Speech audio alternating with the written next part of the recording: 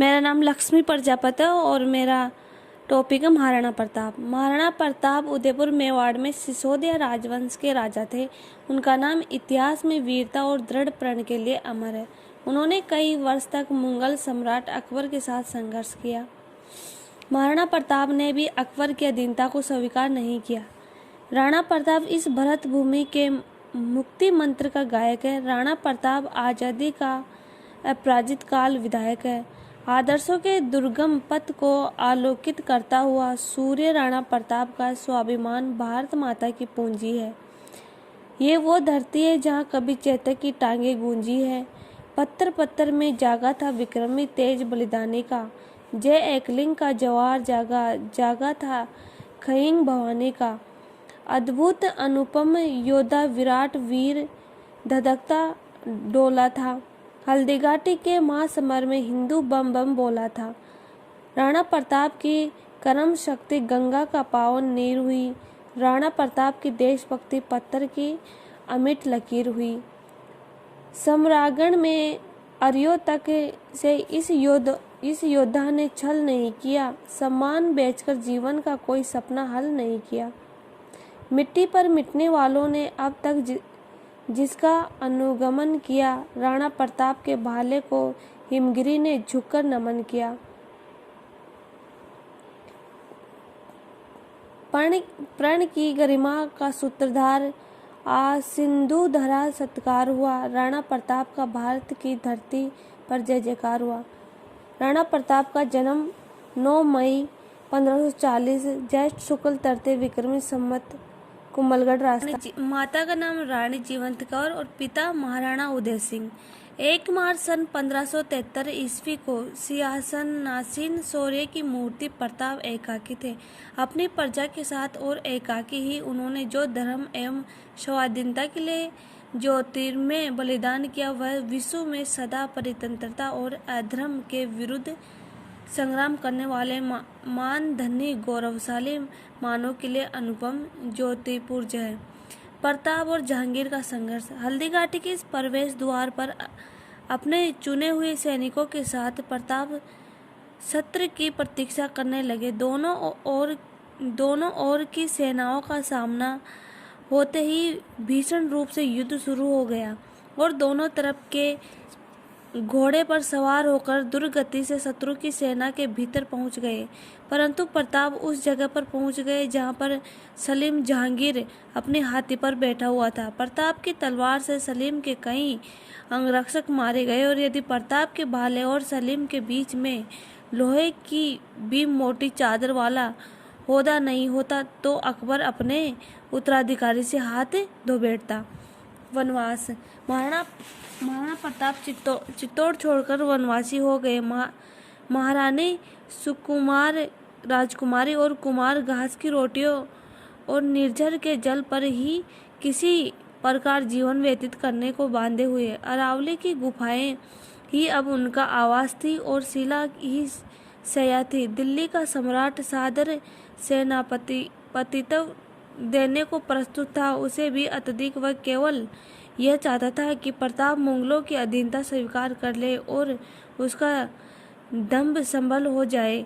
हिंदुत्व पर दीन ए इलाही स्वयं विजयी हो जाता। प्रताप राजपूत की आन का वह सम्राट, हिंदुत्व का वह गौरव सूर्य इस संकट में त्याग तप में अम्लान रहा, अडिग रहा। धर्म के लिए, स्वाभिमान के लिए यह तपस्या अपने परिवार का पर्वतीय कंदमूल फल द्वारा भरण पोषण करना और अपने पुत्र अमर का जंगली जानवरों और जंगली लोगों के मध्य पालन करना अत्यंत कष्टप्रद कार्य था। इन सबके पीछे मूल मंत्र यही था कि बप्पा रावल का वंशज किसी शत्रु अथवा देशद्रोही के सम्मुख शीश झुकाए, यह असंभव बात थी। कायरों के योग्य इस पाप में विचार से ही प्रताप का हृदय टुकड़े टुकड़े हो जाता था।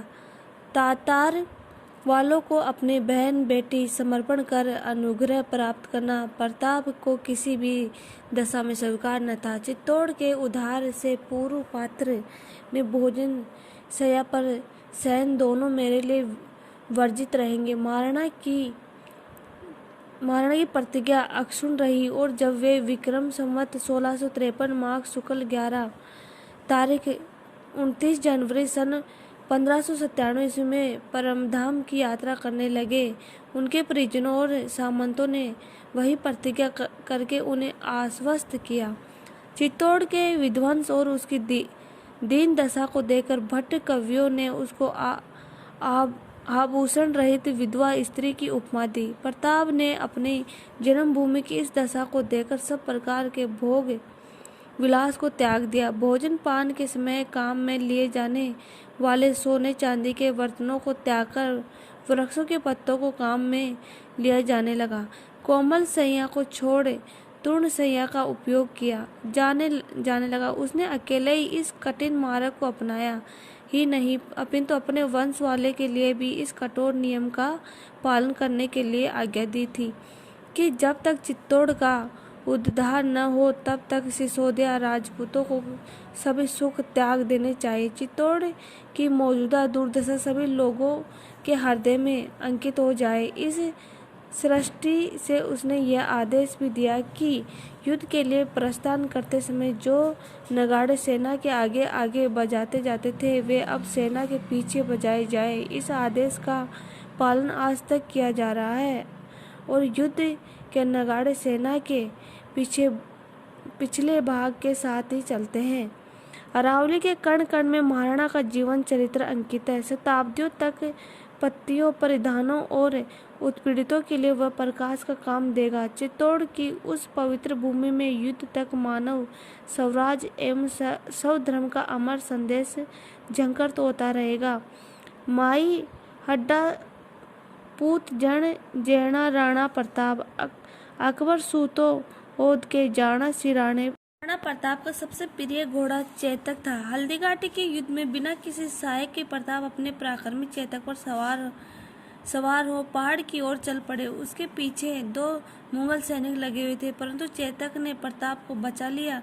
रास्ते में एक पहाड़ी नाला बह रहा था। घायल चेतक फुर्ती से उसे लांग गया, परंतु मुगल उसे पार न कर पाए। चेतक नाला तो लांग गया, पर अब उसकी गति धीरे धीरे कम होती गई और पीछे से मुगलों के घोड़े की टांगें भी सुनाई पड़ी। उसी समय प्रताप को अपनी मातृभाषा में आवाज सुनाई पड़ी, "हो नीला घोड़ा असवार।" प्रताप ने पीछे मुड़कर देखा तो उसे एक ही अश्वारोही दिखाई पड़ा और वह था उसका भाई शक्ति सिंह। प्रताप के साथ व्यक्तिगत विरोध ने उसे देशद्रोह बनाकर अकबर का सेवक बना दिया था और युद्ध स्थल पर वह मुगल पक्ष की तरफ से लड़ रहा था।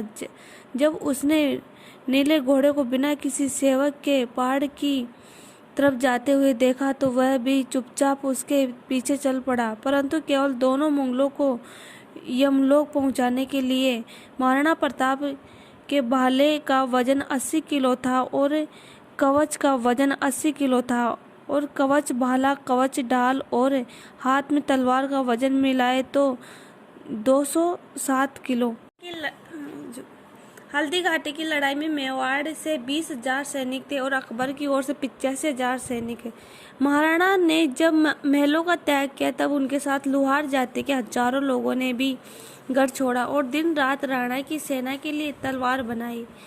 यह समाज अब भी गर्वहीन है, वह गडिया लोहार कहा जाता है। नमन है ऐसे लोगों को। हल्दीघाटी के युद्ध के 300 वर्ष बाद भी वह जमीनों में तलवारें पाई गई। आखिर बार तलवारों का भंडार 1985 हल्दीघाटी में मिला। मृत्यु से पूर्व महाराणा ने मेवाड़ के भाग पर पुनः केसरी ध्वज स्थापित कर दिया।